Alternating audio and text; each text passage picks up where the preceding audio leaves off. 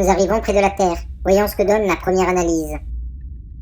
L'espèce dominante s'appelle l'être humain. Leur activité principale consiste à essayer de détruire la vie sur leur planète, par l'intermédiaire de guerres, de pollution, de déforestation. Ce phénomène s'appelle globalement la connerie.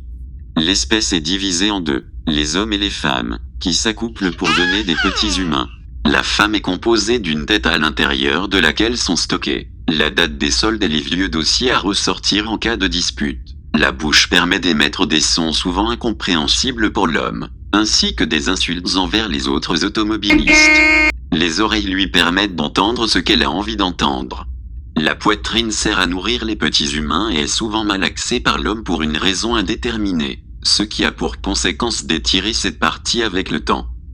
La partie médiane est celle la plus appréciée par l'homme. Pourtant c'est de là que s'évacuent tous les excréments. L'homme est également composé d'une tête, à l'intérieur de laquelle sont stockés le calendrier de Ligue 1. C'est avec cette partie que l'homme gère le stock de bière présente dans le frigo. Cette partie est souvent immergée d'alcool, ce qui le rend heureux mais complètement con. Il y stocke également un très grand nombre d'images liées à la reproduction. La bouche lui permet d'émettre des sons, dont visiblement la femme n'a rien à foutre.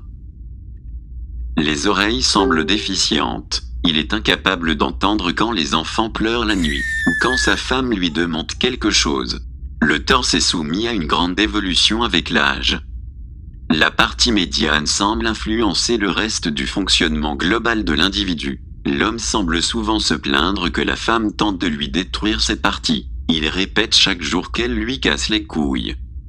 La partie basse lui permet de réaliser des allers-retours entre le canapé et le frigo. Quand ils ne sont pas contents, ils revêtissent un gilet de sécurité routière et cassent des abribus qu'ils ont eux-mêmes construits, en insultant un homme qu'ils ont eux-mêmes élu. Putain frérot, 30 millions d'années-lumière pour ça, je suis vert.